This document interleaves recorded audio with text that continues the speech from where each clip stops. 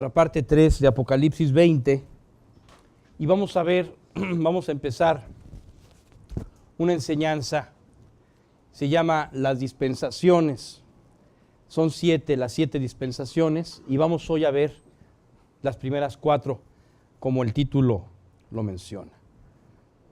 Entonces ahí vemos a Adán y a Eva que están saliendo del huerto del Edén.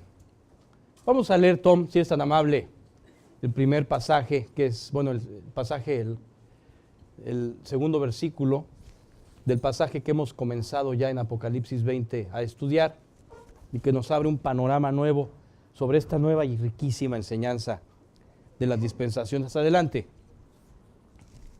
Apocalipsis 20:2. El ángel prendió al dragón, la serpiente antigua, que es el diablo y Satanás, y lo ató por 1000 años. Bueno, sobre este pasaje tenemos que enfocarnos. Ya hemos hablado que Satanás va a estar atado 1000 años, ya lo sabemos. Pero llama la atención que menciona al diablo con 4 títulos. Oscar: dragón, serpiente antigua, diablo y Satanás. Y bueno, vamos a ver cada uno de ellos. Cuando se refiere al dragón, Oscar, habla de la crueldad de Satanás. Satanás es cruel. Satanás te tiene en la mira. Satanás quiere derribar tu vida y todo aquello que ha construido Dios en ti. Pero lo va a hacer con mucha paciencia y con mucha crueldad.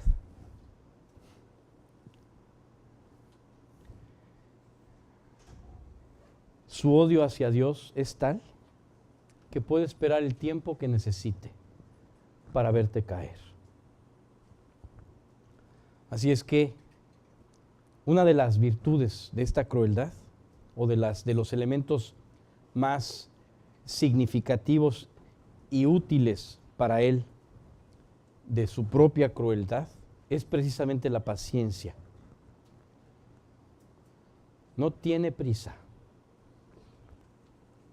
Él solamente quiere levantar la bandera de que finalmente venció. Así que esta es la característica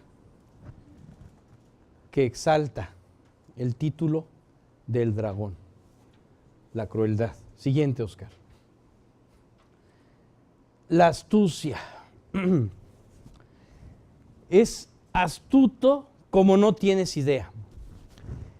Disfraza las circunstancias de forma muy atractiva.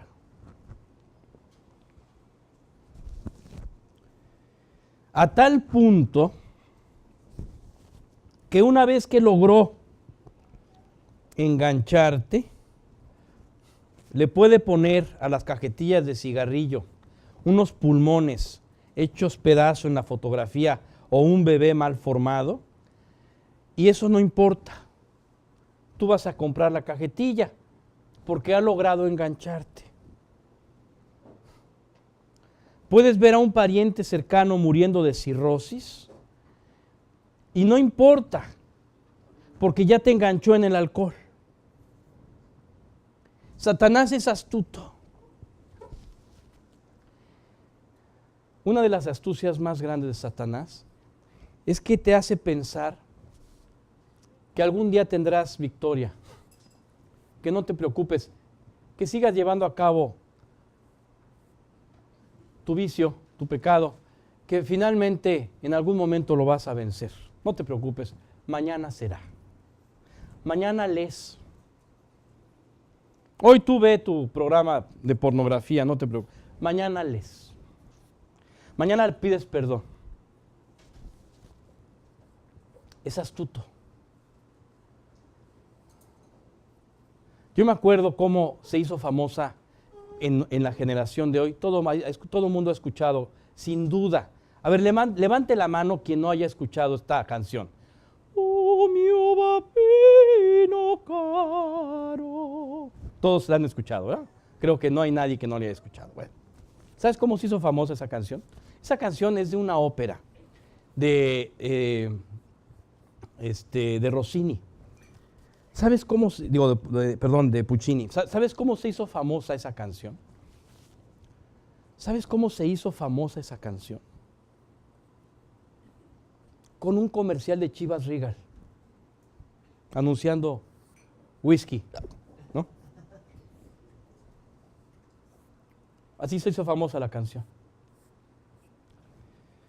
Y claro, después muchos preguntaron, ¿esa canción de dónde salió? Porque el comercial se hizo, hoy se dice viral, ¿no? En aquel entonces, cuando el comercial estaba en boga, nadie conocía esa palabra viral. Pero se hizo viral en el lenguaje de hoy. Y entonces todo el mundo empezó a preguntar de dónde salió esa canción, y claro que la afamaron. Y ahora cada niña que canta tiene que cantar "O mio babino caro". ¿De qué se ríe Montse? Bueno, Satanás es astuto, va a saber venderte alcohol, va a saber venderte el pecado, va a saber venderte la traición y la murmuración también. Te va a saber vender todo lo que requiera apartarte de Dios. Es astuto. Es muy astuto. Siguiente. La serpiente antigua se refiere a la astucia porque engañó a Eva. Mira nada más la mentira. El padre de mentira. Así es, te va a poner un túnel, como en las caricaturas, ¿no? Del coyote y el correcaminos. Te va a poner un túnel, te va a pintar el túnel pensando tú que es, y solamente va a ser un lienzo que te va a llevar a un precipicio. Pero él te va a hacer creer que lo que estás buscando detrás de lo que quieres hacer te va a traer un beneficio. ¿Cómo la ves? No solamente es astuto, sino que es padre de mentira. Y va a usar la mentira para engatusarte en sus ardides, haciéndote creer que hay un beneficio en lo que tú vas a adquirir. Si te enojas, vas a tener un beneficio. Si traicionas, vas a tener un beneficio.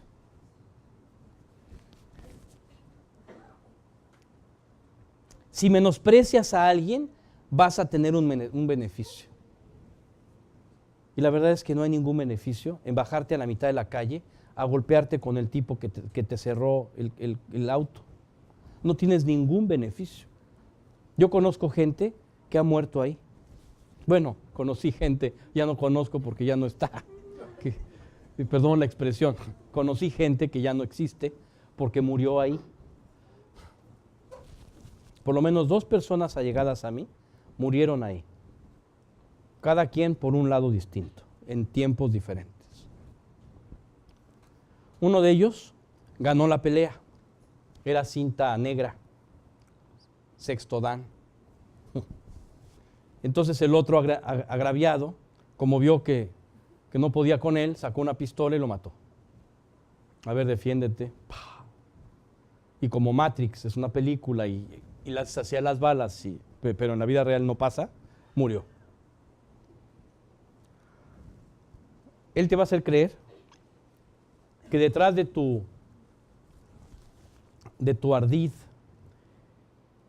humano hay algo positivo. Que detrás de tus planes humanos hay algo positivo. Todos nuestros planes humanos están manchados por nuestra ceguera espiritual, llamada naturaleza caída. Todos nuestros planes están manchados, están contaminados. Así que todas las buenas ideas y los buenos propósitos que tienes, o buscan algo con tu orgullo, o buscan algo contra otro, o buscan destacar de alguna forma para enaltecer tu orgullo. Siempre pasa. La única manera en la que puede purificarse tu verdadero propósito es cuando lo que planeas pase por el filtro divino. Se lo entregas a Dios y a través de Él se purifican tus motivos inmediatamente. Cuando no tiene nada que ver con Dios, ten la seguridad de que es corrupto. ten la certeza absoluta, aunque suene muy bonito, aunque se vea maravilloso. Eso es lo que Satanás ha construido en este mundo. De una vez te digo que lo que no tenga la bendición divina está destinado a fracasar. Porque Dios es la vida, Dios es el camino, Jesucristo es el camino. Entonces no puedes pensar que sin Dios vas a hacer algo. Lo dice la palabra, hay una sentencia: separados de mí, nada podéis hacer. Siguiente, Oscar. Y cuando se refiere a Satanás, habla del acusador. El fiscal que siempre está diciendo: mira este creyente, mira. A veces nosotros hacemos el papel de Satanás. Nos convertimos en satanasitos. Y podemos ser creyentes satanasitos, hablando mal del pastor, hablando mal del creyente, hablando mal de la creyente, hablando mal de la familia de creyentes, hablando mal de fulanito, acusando a sutanito. Como si tú no tuvieras errores, como si tú fueras perfecto.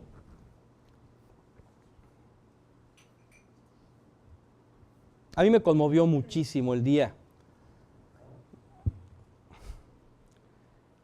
que un pastor le dijo a sus discípulos, y yo lo aprendí desde entonces: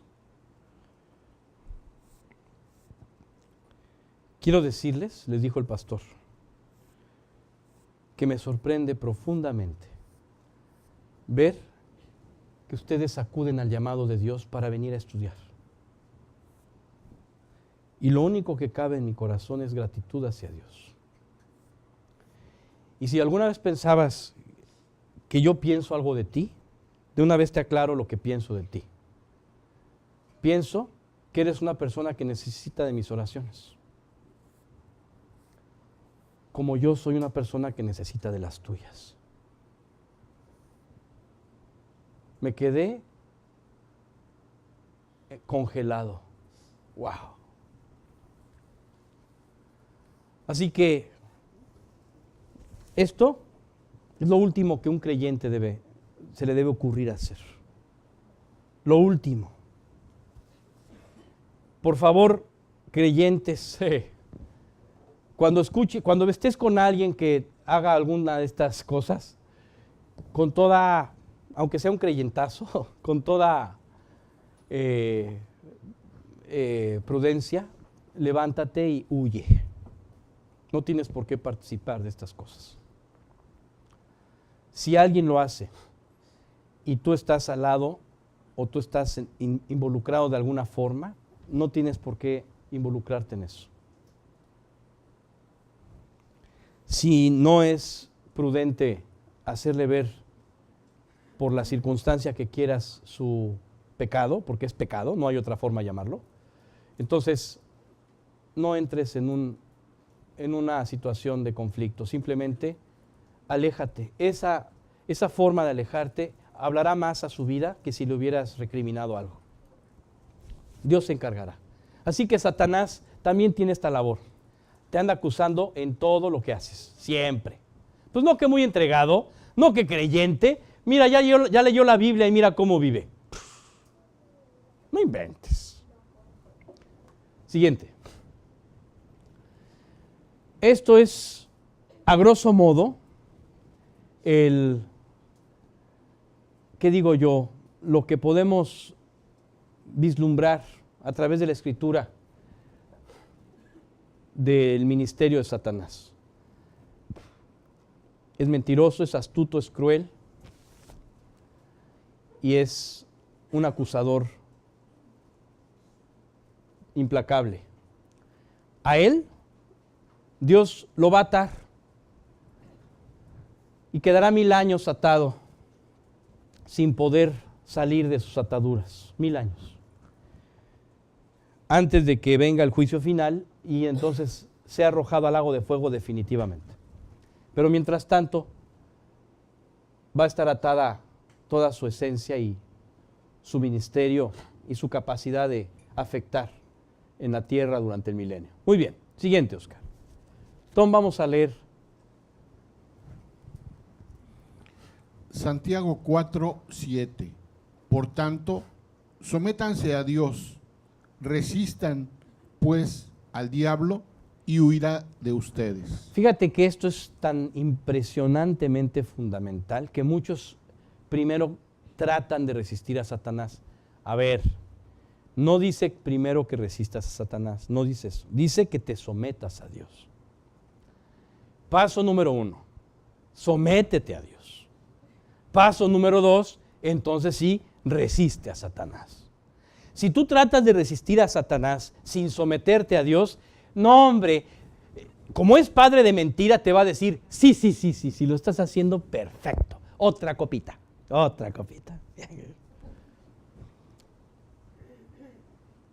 No lo hagas así. Sométete a Dios y entonces sí, resistes al diablo. Es que no he podido librarme de esto, es que aquello, no sabes, Rodrigo, he tenido unos problemas con este asunto y no lo puedo dejar. Sométete a Dios y entonces resistirás al diablo. Al revés no funciona. Desde ahora te lo aclaro, imposible. Siguiente, Oscar.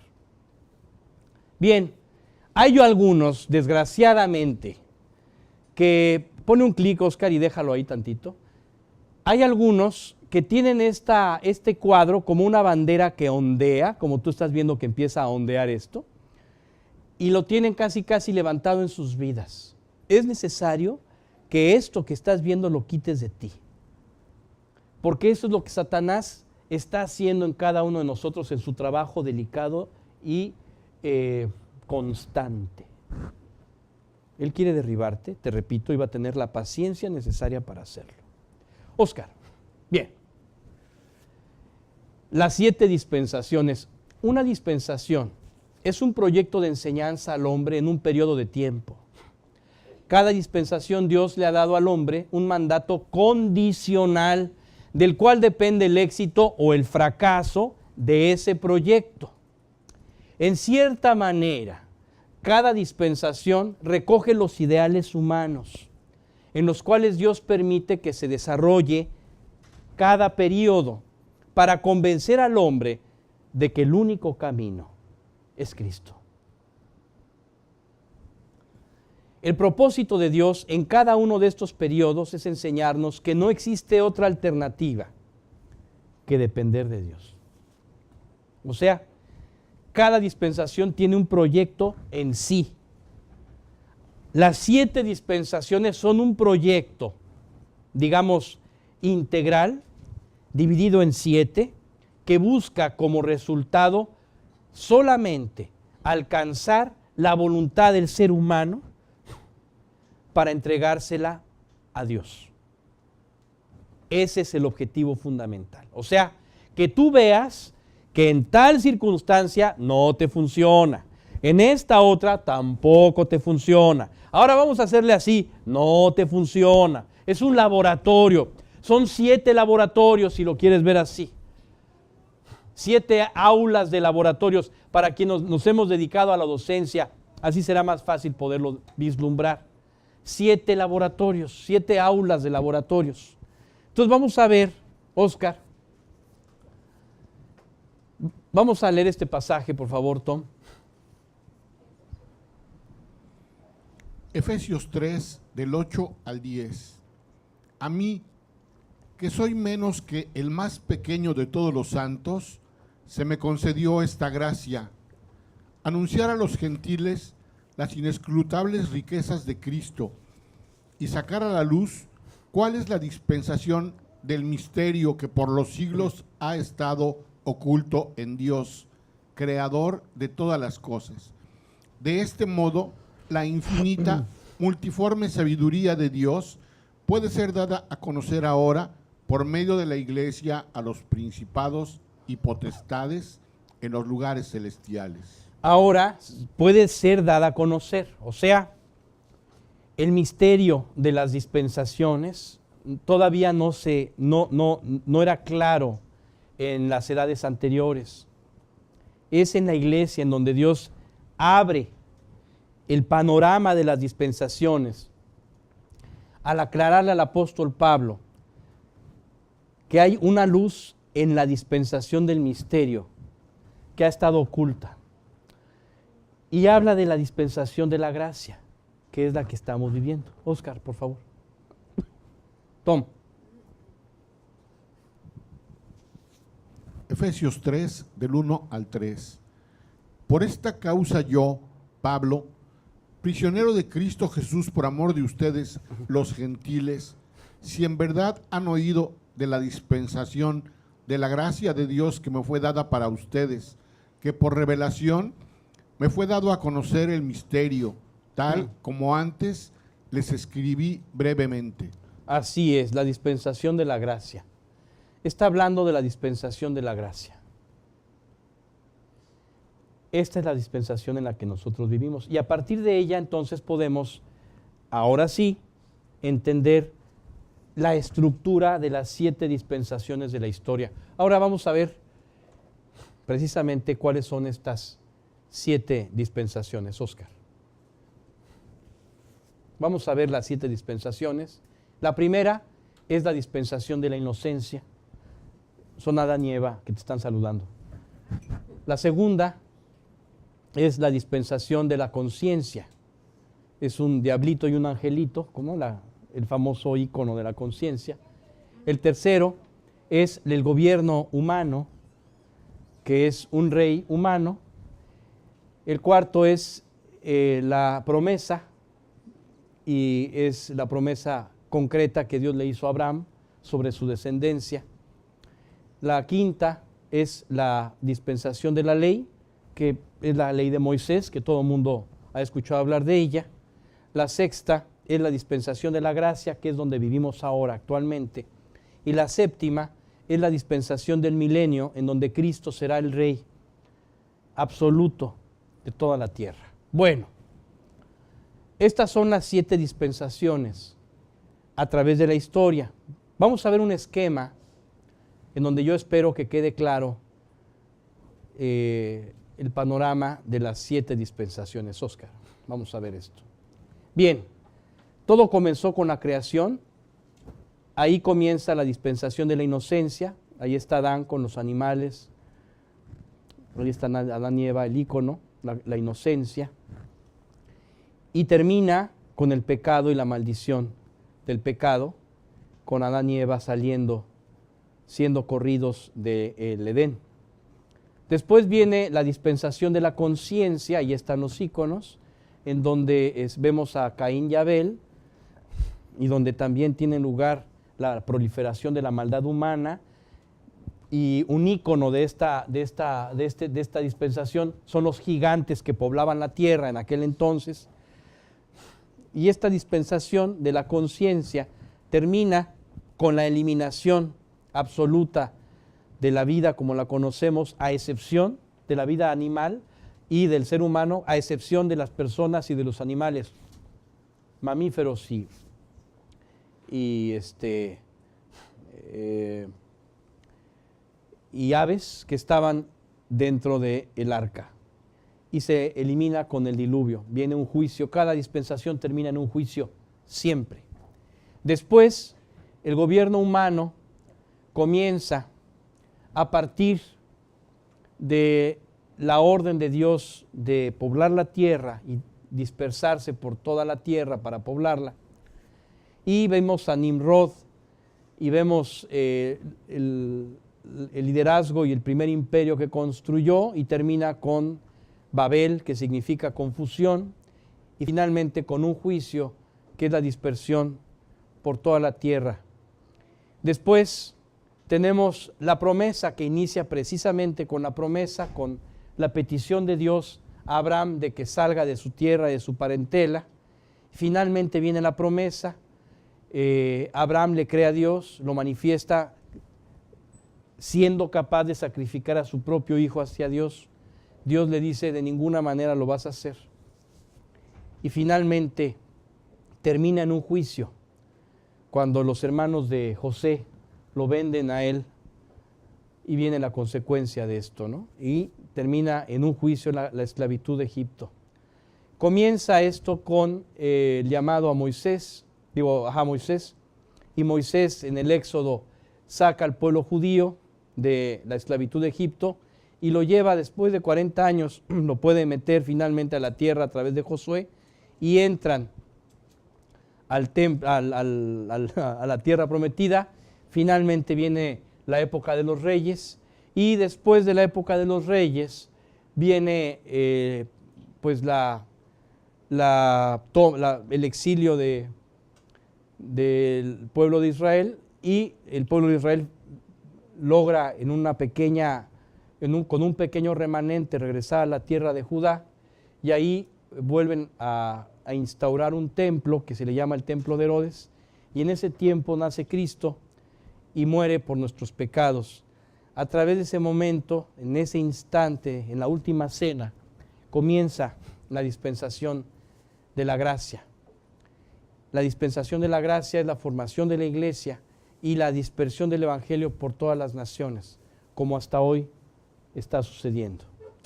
Ahí es donde nos encontramos, y después, una vez que venga la revelación de Jesucristo con los 7 años de tribulación, entonces vendrá el milenio y regresaremos en cierta forma, en algunas formas, al proyecto original de la inocencia, en donde Dios reinará junto con con los creyentes de esta dispensación, reinará sobre las personas que vivan en ese tiempo. Esa dispensación terminará con el juicio final. Bien, estas son las 7 dispensaciones, alfa y omega. Cuando dice Jesús soy el alfa y el omega, se refiere a estos dos, a todo el panorama completo. Este es el abecedario, el alfabeto griego, alfa, omega. ¿Alguna duda hasta ahora? ¿Todo bien? ¿Está claro? No digan sí, mejor digan no.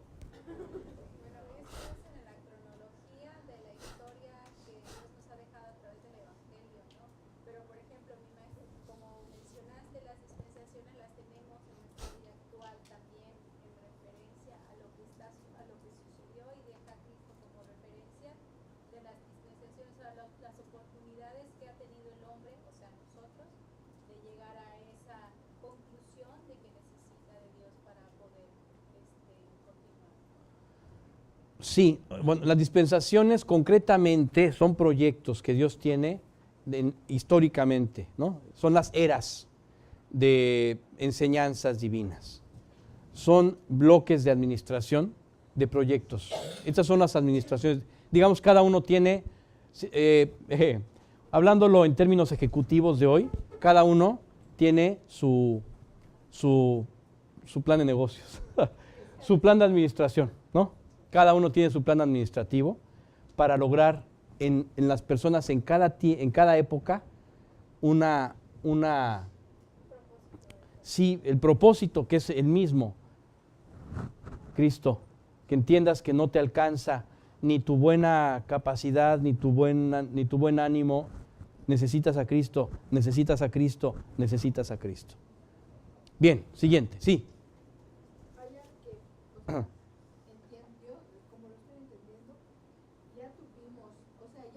¿El micrófono dónde está este joven? ¿Nos abandonó? Ajá. Ya pasaron estas eras, esta historia. Sí, está y bien. Lo que yo veo muy importante, que ya pasó la humanidad por todas esas partes, pero ahora estamos en la gracia, ¿no? Sí. Son los tiempos de ahora. Así es. Lo que veo muy importante es que estamos a un paso de la última dispensación, Sí. que viene siendo el milenio, ¿no? Así es. O sea que hemos tenido muchas oportunidades, la humanidad completa, pero ya estamos muy cerca de la última dispensación. Tal cual. Ajá. Eso es lo que revela. O sea, es lo que yo estoy viendo como fuerte, como importante, ¿no? Que estamos en la gracia, o sea, estamos muy a tiempo de aceptar y adoptar todo lo que tanto tiempo se estuvo proyectando y se estuvo llevando al hombre a entender, y ahora estamos en la gracia, o sea. Exacto. Para mí eso es muy importante. Sí. O sea, en realidad ya se recorrió la mayor parte de todo lo que se tiene que recorrer. Ahora, sí cabe aclarar que la última dispensación durará 1000 años. No sabemos cuánto tiempo va a durar la gracia. Todos creemos que va a ser ya, pero ¿qué tal que dentro de 1000 años venga? O sea, la gente no puede creer que pueda haber más maldad, pero en el año 1000 tampoco podían creer que pudiera haber más maldad.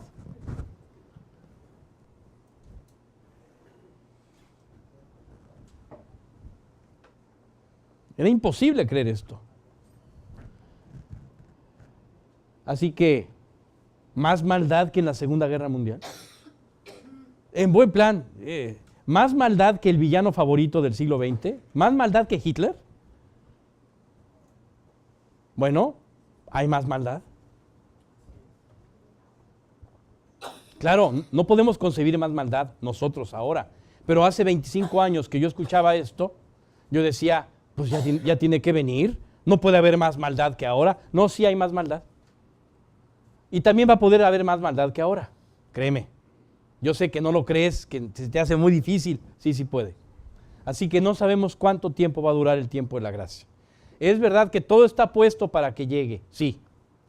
Cada generación pensó lo mismo y tiene todo el derecho, pero no sabemos cuánto vaya a durar. Siguiente. Bien, ya está claro, ¿verdad? Sí está claro el mapa. Vamos a la primera dispensación, la inocencia. Adelante, Oscar. Aquí tenemos la ficha de la inocencia. Cada dispensación vamos a ver su propia ficha, ¿ok? Inicio, la creación. Objetivo, comunión íntima con Dios condicionada a la obediencia del mandamiento. ¿Qué mandamiento? Mandamiento. No comer del fruto del árbol de la ciencia del bien y del mal. Era muy sencillo, nada más había un mandamiento. O sea, puedes hacer todo. Lo único que no puedes hacer es apretar el botón rojo. Me encanta esa caricatura de los Looney Tunes, ¿nunca la vieron? Donde llega el tipo a venderle la casa al tipo y le dice, de ninguna manera vaya a apretar nunca este botón rojo. Entonces, toda la casa que hacía todo, siempre tenía el otro, ¿y qué pasará el día que lo apriete? ¿Y qué pasará el día que lo apriete? No podía vivir con el botón rojo ahí, sabiendo que no podía apretarlo. Y un día lo aprieta. Y la casa se levanta hasta Neptuno, no sé. Terrible. Y entonces aparece el vendedor y le dice, ahora sí, porque la casa fue una ganga. La casa se la construyó en, haz de cuenta, de ahorita, 15,000 pesos una casa. ¿Qué? 15,000 pesos. Y le puso toda la casa. Y ya que estaba a una altura que ya era imposible bajar, le dice, ahora sí, le cobro 10 millones por decirle cómo bajar. Ese es un vendedor. ¡Qué maravilla! Bueno, eso es lo que hizo el hombre. Solamente tenía un botón rojo y podía hacer todo lo demás. Lo único que no podía hacer es apretar el botón rojo. Ah, no. A ver, ¿cómo de que no? ¿Y por qué no? En ese plan apretó Eva el botón rojo, porque Eva fue la primera que comió el fruto. Ese es el plan en el que lo comió. ¿Y por qué no? ¿Y por qué no?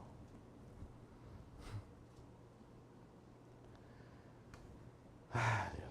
Y desde entonces la humanidad vive diciéndole a Dios, ¿y por qué no? Así es que ese era el único mandamiento. Resultado, pecado por haber comido del fruto. Consecuencias, la muerte espiritual, la muerte física. Terminan los frutos que por gracia daba la tierra. Ahora el hombre tendrá que trabajarla y padecerá tiempos de sequía.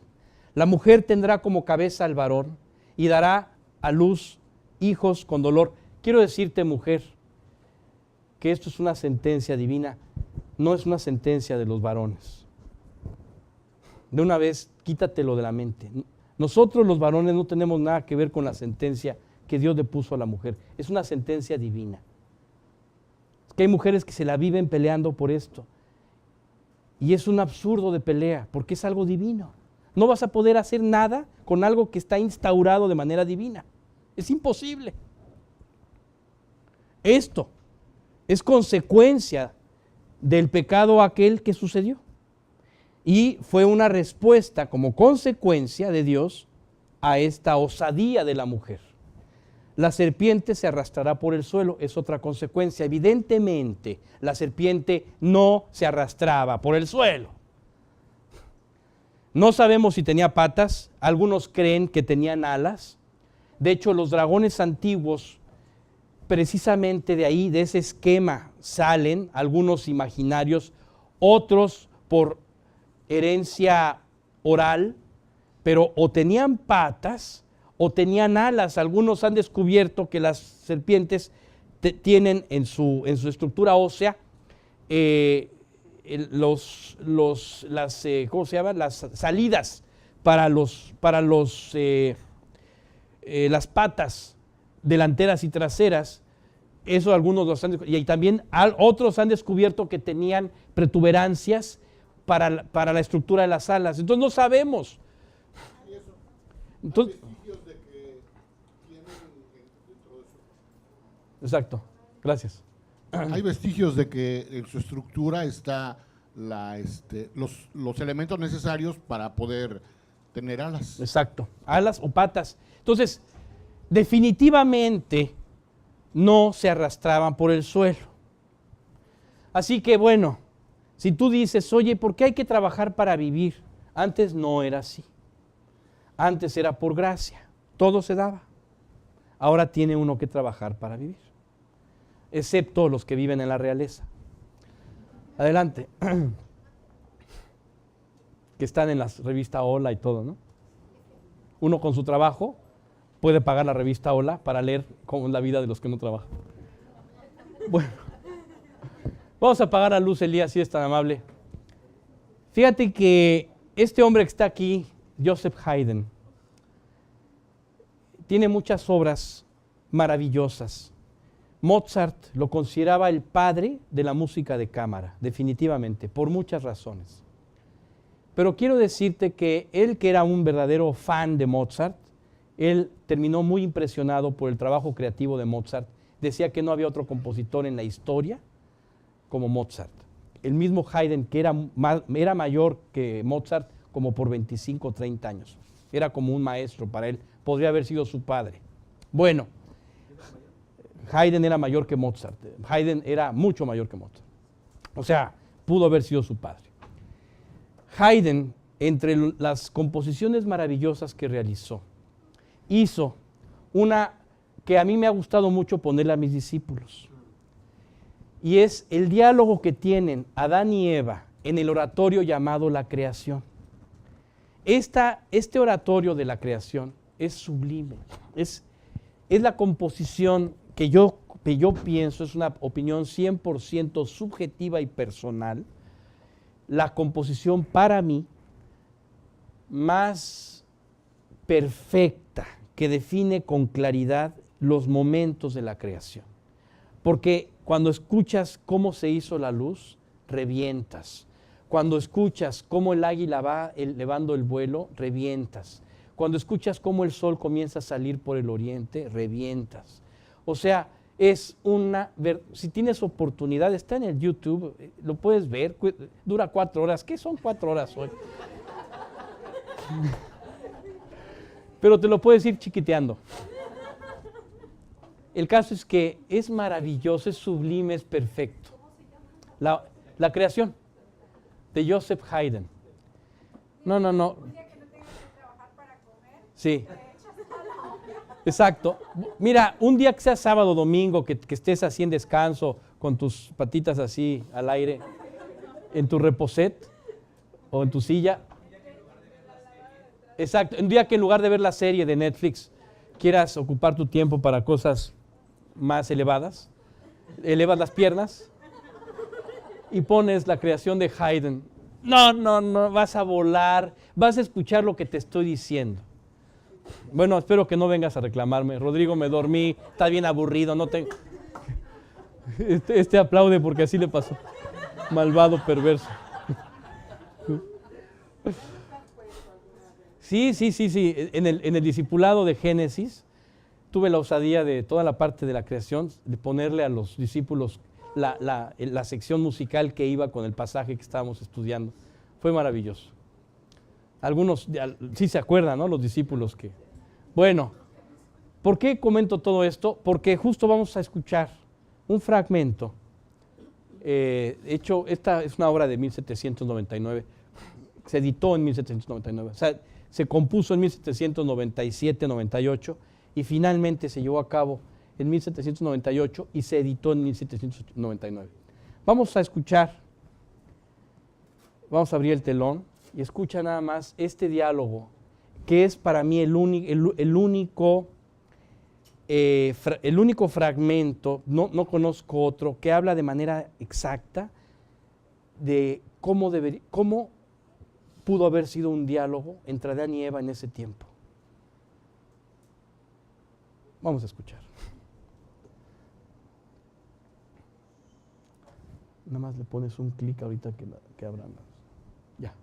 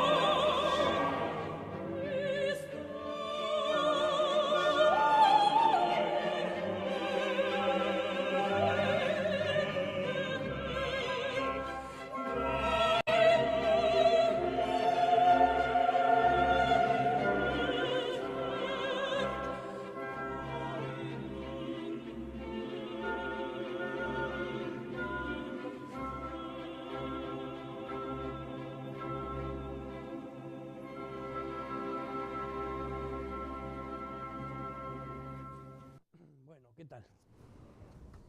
Impresionante, ¿verdad? Bueno, nice, ¿verdad? Cool. Bien, pues esta es la etapa de la inocencia, no tenemos ningún otro conocimiento. Claro, la música no la hicieron en esa época, pero el punto es que narra, nos aclara un poco el panorama de lo que pudo haber sido un diálogo entre Adán y Eva. Siguiente. Tom, vamos a leer lo que pasó finalmente. Romanos 5 del 12 al 14. Por tanto, tal como el pecado entró en el mundo por medio de un hombre y por medio del pecado la muerte, así también la muerte se extendió a todos los hombres porque todos pecaron. Pues antes de la ley había pecado en el mundo, pero el pecado no se toma en cuenta cuando no hay ley. Sin embargo, la muerte reinó desde Adán hasta Moisés, aún sobre los que no habían pecado, con una transgresión semejante a la de Adán, el cual es figura, símbolo de aquel que había de venir. Exacto, Jesucristo, o sea, Adán es el símbolo. ¿Por qué? Porque la gente tenía la remisión en Adán. Jesucristo finalmente vino a convertirse en el segundo Adán. Tom, de Oscar. Vamos a leer este Tom, si es tan amable. Continúa el pasaje. Es el mismo, pero continúa. Romanos 5 del 15 al 17. Pero no sucede con la dádiva como con la transgresión, porque si por la transgresión de uno murieron los muchos, mucho más la gracia de Dios y el don por la gracia de un hombre, Jesucristo, abundaron para los muchos. También sucede con el don. Tampoco sucede con el don como con lo que vino por medio de aquel que pecó, porque ciertamente el juicio surgió a causa de una transgresión, resultando en condenación, pero la dádiva surgió a causa de muchas transgresiones, resultando en justificación. Porque si por la transgresión de un hombre, por éste reinó la muerte, mucho más reinarán en vida por medio de un hombre, Jesucristo, los que reciben la abundancia de la gracia y del don de la justicia. Sí está claro esto, porque está un poco, pero habla concretamente. En Adán todos fuimos identificados en pecado, porque finalmente él era la figura que Dios había señalado para la redención de la humanidad. Pero al haber pecado la esperanza, que era Adán, entonces tuvo que nacer una segunda esperanza en Jesucristo. Y Jesucristo se convierte en el segundo Adán, que es el modelo original del creyente, o sea, del hombre que no peca y que vive sin pecado para poder justificar a la humanidad. Siguiente. Así que vamos a hablar de estas diferencias que son estructurales entre hombres y mujeres. En primer lugar, los hombres y las mujeres somos distintos. El promedio mundial, la estatura promedio mundial del hombre es 1,75. Estoy hablando de estatura promedio mundial, no me estoy metiendo a parámetros diferentes. Todas las medidas de todos los hombres, divididos entre todos los hombres, te da 1,75. Y las mujeres 1,62. Hablo de estaturas promedio mundiales. Hay claro que 1000 excepciones, no estoy hablando de las excepciones. La mujer y los hombres somos estructuralmente diferentes. Cuando yo enseñaba dibujo anatómico les decía que el hombre y la mujer tienen en diferente lugar el ombligo. El hombre lo tiene a la altura del prácticamente abajo del codo, ¿sí lo ves? Pero la mujer lo tiene en el codo. ¿Por qué? Porque el ombligo está más alto proporcionalmente en la mujer, puesto que la mujer necesita un lugar para poder procrear. El hombre no tiene ese problema, porque no procrea.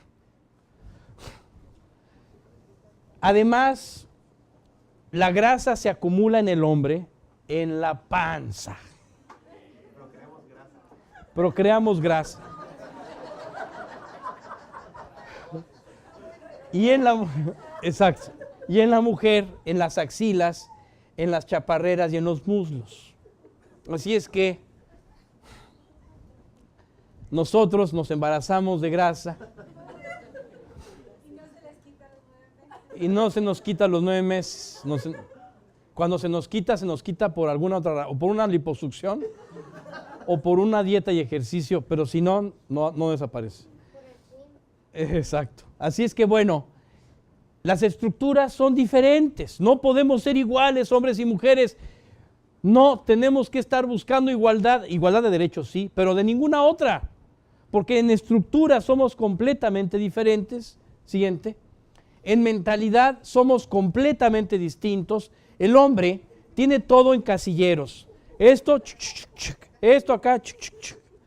Pero la mujer tiene cables por todas partes. Por todas partes. Una mujer tiene una habilidad para poderse conectar. A mí me sorprende, pero mira, cuando yo estoy en el celular y me habla mi esposa, yo le contesto por ósmosis, porque oí algo. Oye, amor, ¿qué tal? Sí. Amor, ¿se está quemando la casa? Sí. ¿No? Amor, ¿se está abriendo el piso? Sí. No puedo pensar en otra cosa porque estoy clavado aquí. En cambio, la mujer, tú le dices, oye, ¿qué pasó? Necesito esto, sí, claro, permíteme, sí, por supuesto, sí, si quieres agárralo. Y él está chateando, hijo, está escribiendo y te está contestando. Sí, pero, ajá, en el cajón de arriba. Sí, claro, sí, sí, por supuesto. ¡Qué capacidad! Está impresionante. Porque además, mira, o sea, los cables están por todas partes. Ni ella sabe qué desbarajuste hay adentro. Y no tiene que saberlo. Así fue creada. Esto es creacional. No estamos hablando de culpables. Así somos. Y esto significa que nos complementamos. Esto es para tener un complemento, no es para competir. Eso no existe de que el hombre y la mujer, uno es más inteligente que el otro. No puede ser, porque los dos están hechos para acoplarse, no para competir. Siguiente, Oscar. Bueno, ya que vimos estas estructuras diferentes, tenemos diferentes visiones. La mujer se concentra en las cosas que tiene a mano aquí. El hombre tiene una perspectiva de fondo. El hombre está pensando cómo voy a hacerle para la renta de mañana, de pasado o dentro de un mes. Y la mujer dice, ¿qué necesito comer ahorita, aquí, ahora, hoy? La mujer se maneja por referencias visuales horizontales. Da vuelta en el Oxxo y en la zapatería te das vuelta a la derecha. El hombre no, el hombre ve todo como un mapa desde arriba. 3 cuadras a la derecha, 2 a la izquierda y llegas. A media cuadra está. Y deja a la mujer así.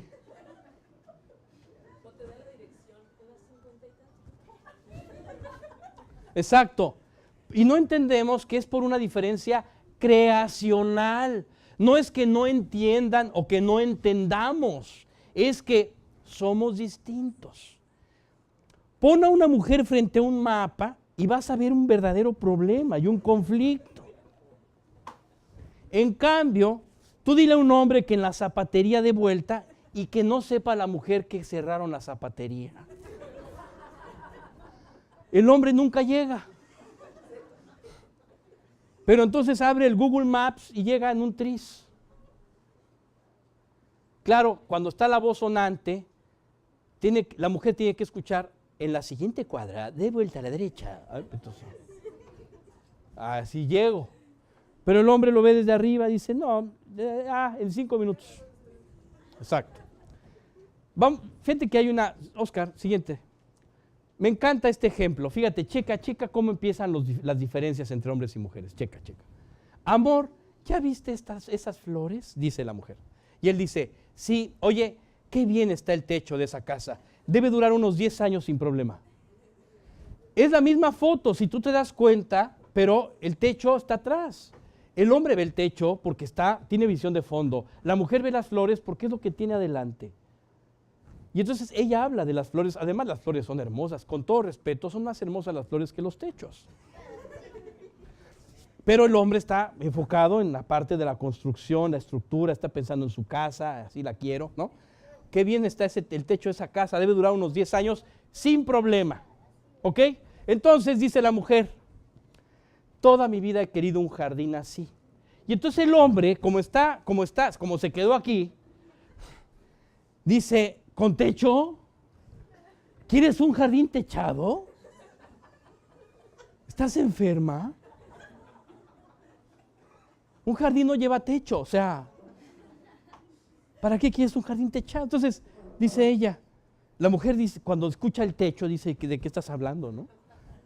Un jardín con techo, dice ella. ¿Y para qué quieres un jardín techado? Le dice la esposa al esposo. Y el esposo dice, ¿qué? ¿Estás bromeando? Yo no inicié el tema del jardín con techo, sino tú. Ahora dime dónde quedó la bolita. Así comienzan los problemas. Pero es un asunto de creación. No es porque uno no entienda o porque la otra no entienda, es porque tenemos diferentes formas de administrar y de entender y concebir la información. Porque por creación somos distintos. Bien, entendiendo esto, esta primera dispensación se conoce como la inocencia, debido a la comunión natural perfecta que el hombre tenía con Dios, con los animales y la naturaleza en general, y con su mujer. Solo en una verdadera, sana y limpia relación con Cristo podemos experimentar un asomo de la vida que disfrutaron. En este periodo nacieron Caín y Abel, que fueron parte de las primeras familias que poblaron la tierra. Aquí hay muchas personas que se preguntan, ¿y dónde estaba el pueblo? ¿De dónde salió la gente del pueblo donde se casó Caín? Aquí, en este periodo de la inocencia, nacieron Caín y Abel. Caín y Abel no nacieron cuando ellos habían sido expulsados del Edén, no. Ellos nacieron en la inocencia y poblaron la tierra en la inocencia. Pero pecaron en la inocencia con un montonal de gente ya. Evidentemente se casaban entre hermanos. Si no, ¿cómo? Si todo salió de dos, pues se tenían que casar entre hermanos.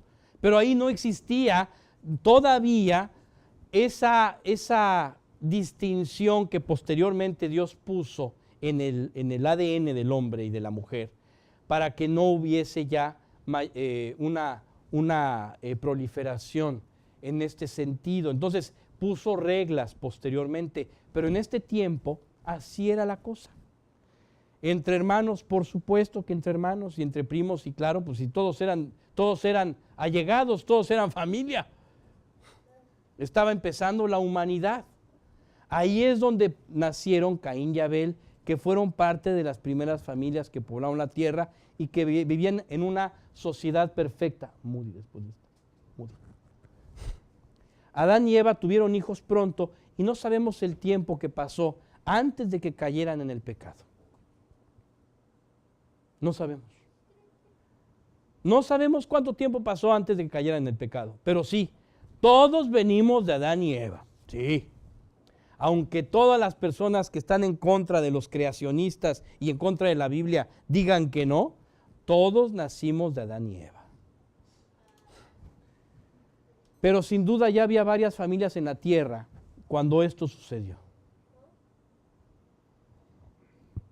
Así que aquí vamos a acabar la primera dispensación. Vamos a siguiente, Oscar. Sin embargo, el hombre pecó voluntariamente y voluntariamente optó por el pecado, y esto destruyó el plan original y perfecto de Dios. El pecado produce tres cosas fundamentales, entre otras. Checa, ceguera. El pecado te bloquea la visión de la conciencia y de la razón. Sabemos que habrá consecuencias y aún así lo llevamos a cabo, lo que platicamos hace un momento. Sabemos que habrá consecuencias y aún así lo llevamos a cabo. ¿Por qué? Por la ceguera que produce el pecado. En segundo lugar, la culpa. Al pecar sabemos que hemos hecho mal y la culpa nos persigue sin tregua. Yo te voy a dar un consejo a ti que estás de alguna forma hablando de Cristo. Antes de hablar de Cristo, incluso si hay alguien que tenga ahorita un ministerio que esté haciendo esto, si tú tienes algo que arreglar, primero ve y arréglalo y luego habla de Cristo. Porque si no, cuando estés hablando de Cristo, te vas a quemar en tu asiento.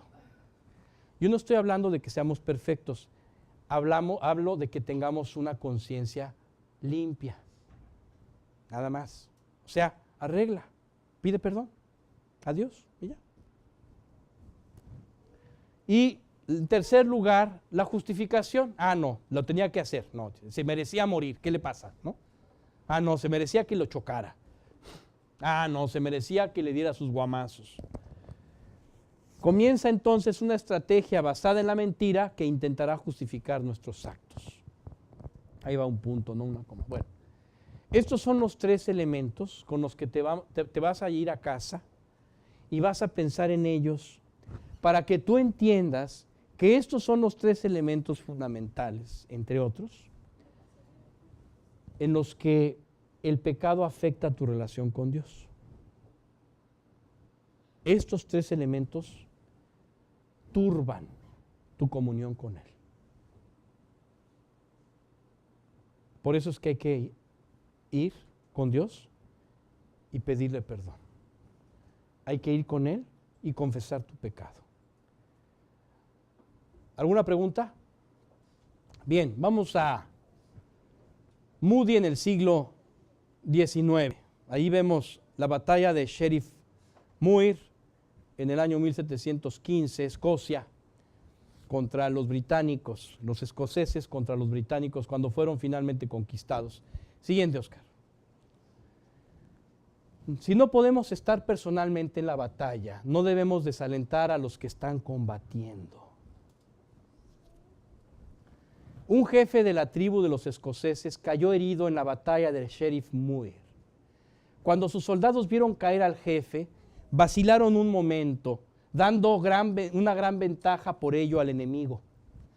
El viejo caudillo, al ver lo que acontecía, se incorporó y aunque la sangre manaba de sus heridas, gritó: «No estoy muerto, hijos míos, os estoy mirando y espero que cada uno cumpla con su deber». Estas palabras sirvieron de estímulo a los soldados, llevándolos a hacer esfuerzos casi sobrehumanos. Así, cuando nuestras fuerzas flaquean y nuestros corazones están apesadumbrados, el capitán nos dice: «He aquí, yo estoy con vosotros todos los días, hasta el fin del mundo».